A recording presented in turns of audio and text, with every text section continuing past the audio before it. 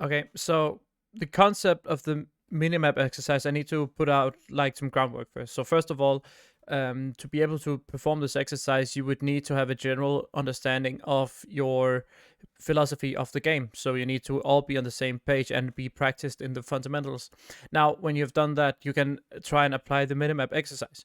Now, what the in a minimap exercise like allows you to do and to get out of it is for your team to try and play in a competitive environment where there is silence on the server, so you completely rely and trust in your teammates to make the right decisions without speaking to them. Now, with this implication in mind, and with this, you get the idea of playing the game without trying, like without having like vocal noise. You get to think more clearly. You get to try and play at a competitive level without trying to, without being so focused on what people say, but actually focus more on what like to think yourself and think of solutions to make. So the minimap exercise is where you basically play the game, and if it's in Counter-Strike, you play a default every single round of the 15 rounds. You don't do any spawn calls, and then you do not talk at all. Now, when you don't talk at all, the players has to look at economy first of all and try and figure that out for themselves. They have to play according to what their read is, and then you have to adapt if your teammate maybe has misread the economy, or if yourself have misread the economy. You have to when you make plays or executes, you need to trust and be on the same page, so you know when you have to go in at the right times, what flashes you should go in on, and so forth. The same can be applied to League of Legends, where okay, well, you cannot talk together, but you can ping. So it's a bit more crisp in that sense. Like you can still communicate. So it's basically like a solo queue game, and this is not.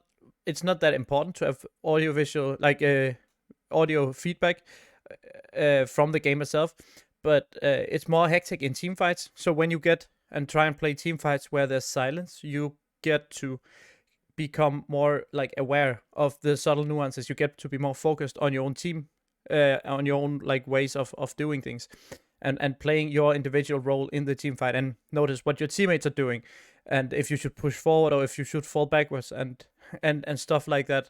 Now, this is a trend that I've seen a lot in League of Legends throughout the many years that I followed it. That team fights were basically just people focused on the one person that they scream the loudest for focusing.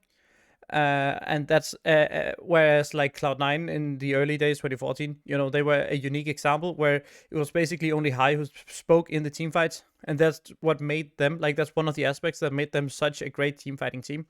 And the same can be applied to CSGO Fnatic 2015, where they basically didn't talk together because they just were so fundamentally focused and knew how to play off of each other without much communication, so they could focus more on the direct feedback they got from the game itself. So that is the premise of it. There are some goals, and this is a great exercise to try out in practice. So I would definitely recommend you to do it if you are like a smaller up and coming team. Yeah, that's basically it.